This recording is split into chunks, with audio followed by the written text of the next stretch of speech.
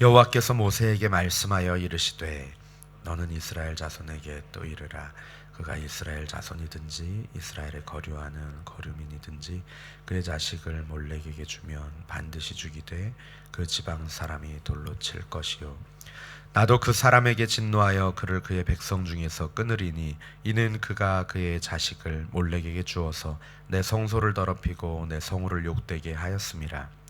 그가 그의 자식을 몰렉에게 주는 것을 그 지방 사람이 못 본 채 하고 그를 죽이지 아니하면 내가 그 사람과 그의 권속에게 진노하여 그와 그를 본받아 몰렉을 음란하게 섬기는 모든 사람을 그들의 백성 중에서 끊으리라. 접신한 자와 박수무당을 음란하게 따르는 자에게는 내가 진노하여 그를 그의 백성 중에서 끊으리니 너희는 스스로 깨끗하게 하여 거룩할지어다. 나는 너희 하나님 여호와이니라. 너희는 내 규례를 지켜 행하라. 나는 너희를 거룩하게 하는 여호와이니라. 만일 누구든지 자기의 아버지나 어머니를 저주하는 자는 반드시 죽일지니 그가 자기의 아버지나 어머니를 저주하였은즉 그의 피가 자기에게로 돌아가리라. 누구든지 남의 아내와 간음하는 자 곧 그의 이웃의 아내와 간음하는 자는 그 간부와 음부를 반드시 죽일지니라. 누구든지 그의 아버지의 아내와 동침하는 자는 그의 아버지의 하체를 범하였은즉 둘 다 반드시 죽일지니 그들의 피가 자기들에게로 돌아가리라. 누구든지 그의 며느리와 동침하거든 둘 다 반드시 죽일지니 그들이 가증한 일을 행하였음이라. 그들의 피가 자기들에게로 돌아가리라.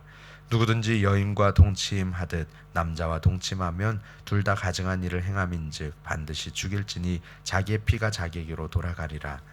누구든지 아내와 자기의 장모를 함께 데리고 살면 악행인즉 그와 그들을 함께 불사를 지니 이는 너희 중에 악행이 없게 하려 함이니라. 남자가 짐승과 교합하면 반드시 죽이고 너희는 그 짐승도 죽일 것이며 여자가 짐승에게 가까이하여 교합하면 너는 여자와 짐승을 죽이되 그들을 반드시 죽일지니 그들의 피가 자기들에게로 돌아가리라. 아멘.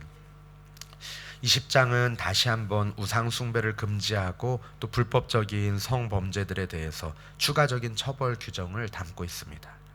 이 장의 규정들은 18장의 14가지 규례가 반복되기에 18장과 또 20장 사이에 그 관계를 이해할 필요가 있습니다. 18장에서는 어떤 것을 하지 말라라는 금지의 명령으로 끝나는 데 반해서 20장에 대해서는 만약에 어떻게 하면 어떻게 하게 될 것이다 라는 형식으로 기록됩니다. 특별히 그 가증한 일들, 그 악행을 행할 때에는 반드시 죽일지니라 라고 사형에 해당하는 그러한 중범죄들에 대해서 반복해서 기록하고 있습니다. 오늘 말씀을 통해서 하나님이 가장 싫어하시는 것들이 무엇인지 우리가 살펴보고 하나님이 기뻐하시는 길로 나아가는 하루 되기를 소망합니다. 먼저 1절에서 5절은 몰렉 숭배에 대해서 그 징벌을 말씀하고 계십니다. 그 징벌은 사형당하는 것이고 또 백성 중에서 끊어지는 것입니다. 이 몰렉은 머리는 소고 몸은 사람의 형상을 한 우상인데 어린아이를 제물로 요구하며 그 자녀들을 바치게 하는 극악한 우상이었습니다. 하나님은 이 인신제사를 하는 자들을 반드시 죽이되 공개 처형을 시켜서 온 이스라엘의 경종을 울리도록 명령하고 계십니다. 하나님의 형상으로 지음받은 사람을 그 거짓된 가짜 신에게 바치는 행위는 하나님을 욕되게 하는 것일 뿐 아니라 또한 하나님이 창조하신 그 하나님의 형상대로 지음받은 사람들을 그리고 인륜을 저버리는 행위이기에 엄중한 심판을 피할 수가 없었습니다. 이 같은 죄를 묵인하는 자 역시 하나님의 백성으로부터 끊어지는 심판을 받는다고 경고하십니다. 이런 범죄를 보고도 묵인하는 것은 동의하는 것이나 마찬가지이기에 책임을 피할 수 없는 것입니다. 그래서 4절 말씀에는 만일 몰렉을 위해서 자녀를 바치는 그 현장을 목격했음에도 못 본 채 하고 그 해당되는 사람을 사형하지 않을 경우에는 하나님의 그 지역의 목격자들, 그 지방의 사람들과 또 그들의 가족들까지 공동 책임을 물으실 것이다. 그리고 그 몰렉 숭배자와 더불어서 그들까지도 다 목숨을 끊게 하라고 경고하십니다. 5절 말씀에는 몰렉 숭배에 대해서 몰렉을 음란하게 섬기는 것이다 라고 표현합니다. 하나님과 언약을 맺은 백성이 하나님 아닌 우상을 숭배하는 것이 영적인 간음에 해당하기 때문입니다. 계속해서 6절 말씀은 접신자와 박수무당까지도 음란과 연결하여서 말씀을 하십니다. 우상숭배 자체가 하나님의 사랑을 배반하는 간음이었기 때문이고, 하나님은 악행을 저지르지 말 것을 말씀하시고, 또 나아가서는 적극적으로 하나님이 주신 규례와 법도를 지켜 행하라고, 이것이 너희가 따라야 할 것이라고 7절 8절에서 말씀하십니다. 너희는 스스로 깨끗하게 하여 거룩할지어다. 나는 너희의 하나님 여호와이니라. 너희는 내 규례를 지켜 행하라. 나는 너희를 거룩하게 하는 여호와이니라. 아멘. 하나님께서는 우리를 거룩하게 하시는 분이시며, 우리가 거룩하신 하나님을 닮아 거룩하게 되기를 원하시는 분이시지요. 하나님은 자기 백성이 하나님을 닮은 백성이 되도록 말씀을 통해서 우리가 가야 할 길을 인도해 주시고, 하나님의 역사 가운데 참여하게 하십니다. 하나님의 말씀에 순종한 자들은 복을 통해서, 또 부정한 자들은 심판을 통해서 그 기준과 질서를 알아가고 또 익히게 하십니다. 오늘도 하나님은 예수님을 통해서 우리를 구속하시고 새롭게 창조하시며, 또 보혜사 성령님을 보내심으로 우리가 세상을 이기는 거룩한 백성으로 살 수 있게 하십니다. 우리의 마음이 하나님 아닌 다른 것을 사랑하는 음란한 자 되지 말고, 오직 하나님만 사랑하고 섬기며 하나님의 거룩하심을 담고 그 말씀을 지켜 행하는 일편단심의 믿음으로 살아가는 오늘 하루 되기를 소망합니다. 또 계속해서 9절 말씀은 하나님께서 부모를 저주하는 자에 대해서 반드시 죽일 것이라고 말씀을 하십니다. 이 부모에 대한 저주는 하나님이 세우신 근본적인 질서에 대항하는 것이고, 또 하나님을 업신여기는 행동입니다. 따라서 부모를 저주한 죄는 우상 숭배자들의 죄와 동일하게 사형시켜서 마땅한 범죄로 취급되었습니다. 자신의 근원인 그 부모를 저주하는 것은 자신의 인생뿐만 아니라 인생을 만드신 하나님께도 도전하는 크나큰 죄이지요. 이 저주한다는 본문의 표현은 좀 더 넓은 의미로 보자면, 부모를 가볍게 여기는 것이나 부모를 모욕하는 것, 부모를 저주하는 것, 이런 것들을 의미한다고 볼 수 있습니다. 부모를 업신여기고 가볍게 여기는 모든 행위가 하나님께서 반드시 심판하신다라고 강조합니다. 부모를 업신여기는 것은 가정을 파괴하는 심각한 죄이기도 하지만, 또 이스라엘 사회 공동체의 근간을 흔드는 사회적인 죄악이 되기도 합니다. 그래서 신명기에서는 부모가 자식을 성문에 있는 장로들에게 고발하면 성읍의 모든 사람들이 그를 돌로 치라고 명하신 바 있습니다. 반대로 하나님은 부모를 공경하는 자들에게 복을 약속하셨죠. 신명기 5장 16절 말씀에 너는 내 하나님 여호와께서 명령한 대로 내 부모를 공경하라. 그리하면 내 하나님 여호와가 내게 준 땅에서 내 생명이 길고 복을 누리리라 라고 말씀하셨습니다. 에베소서에서는 이 계명을 가리키며 약속이 있는 첫 계명이다 라고 언급하십니다. 그리고 자녀들아 주 안에서 너희 부모에게 순종하라. 이것이 옳으니라 라고 그 계명을 상기시킵니다. 이 말씀을 우리의 마음에 새기며 하늘 아버지 되신 우리 하나님을 사랑하듯 부모님들을 사랑하고, 또 아바 아버지 하나님께 순종하듯 부모님께 순종하는 우리 될 수 있기를 축복합니다. 이어지는 10절에서 16절 말씀은 18장에서 금지하셨던 그 성적인 죄에 대해서 반드시 죽일지니라고 엄하게 경고하고 계십니다. 인권과 자유를 빙자하여서 성적인 방종을 아름다운 것으로 그렇게 포장하는 오늘날의 세대가 귀담아 들어야 할 말씀입니다. 성적인 범죄가 심각한 이유는 누구든지 그 죄를 저지를 수 있다는 데 있습니다. 오늘 본문에서 이 성적 범죄에 대해서 열거하면서 누구든지라고 이 말씀을 반복합니다. 어느 누구도 이 성적인 범죄들로부터 초월할 수 없고, 나이도 지위도 직업도 상관이 없습니다. 성적인 이 죄로부터 자유로운 사람은 없기 때문에 지속적인 하나님의 말씀을 붙들고 경고를 받아들이고 자기를 부인하고 절제력이 없다면 타락의 길로 접어들 수밖에 없습니다. 이 성적인 범죄는 몸에 죄를 짓는 것일 뿐만 아니라 영혼을 파괴하고 가정을 파괴하고 공동체를 파괴하는 죄입니다. 따라서 우리는 그 누구도 이 성적 범죄로부터 자유할 수 없음을 깨닫고 겸손하게 성령님의 능력을 도우심을 구하며 주님 앞으로 거룩하게 나아가야 할 줄로 믿습니다. 또한 이 본문은 다양한 성적인 죄악의 모습들을 보여줍니다.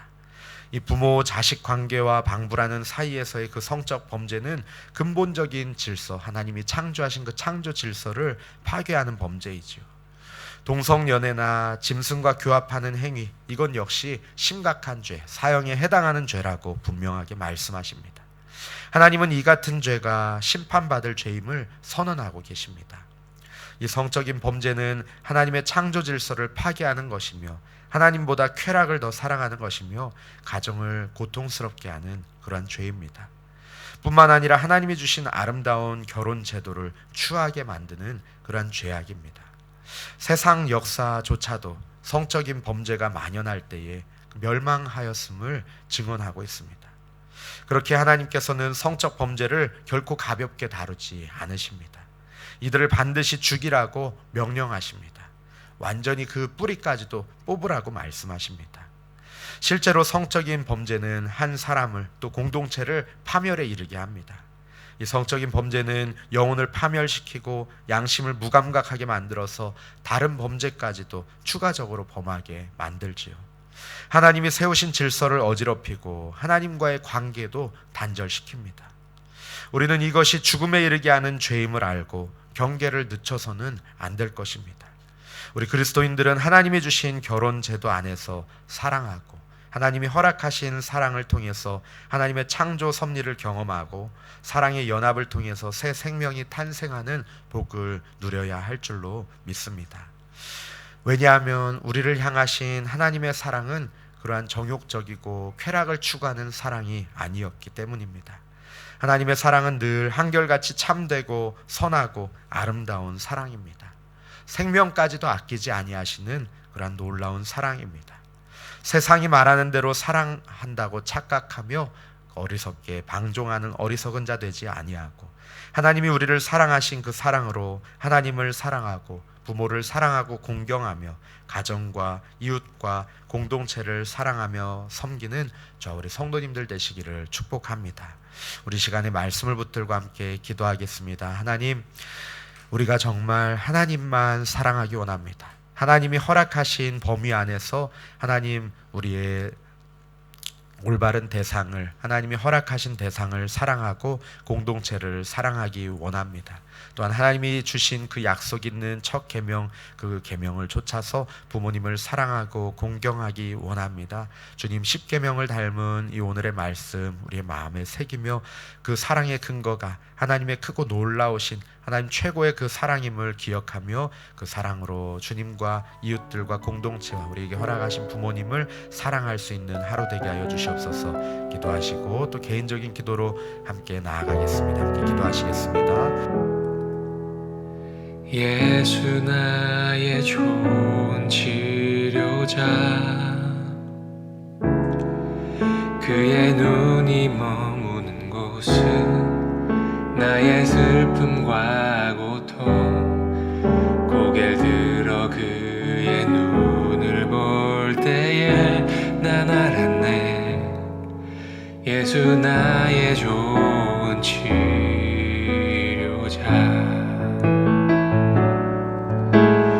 예수 나의 좋은 치료자, 그의 손길이 닿는 곳은 나의 상처와 아픔, 영원히 흐를 것 같았던 눈물 다 멎었네. 예수 나의 치료자,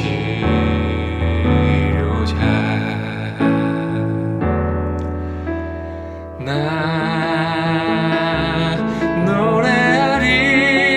노래하리라. 전한 나를 돌아보신 구세주를 찬양해. 하늘 닿는 곳까지 내 손 들리라.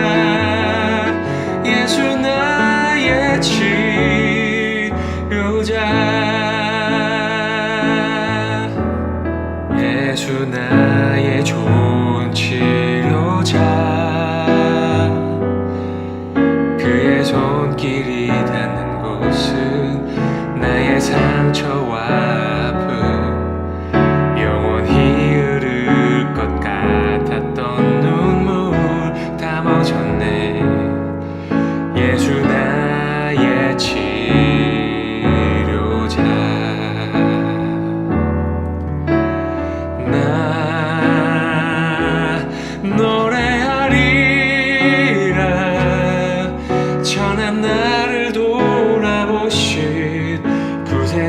주를 찬양해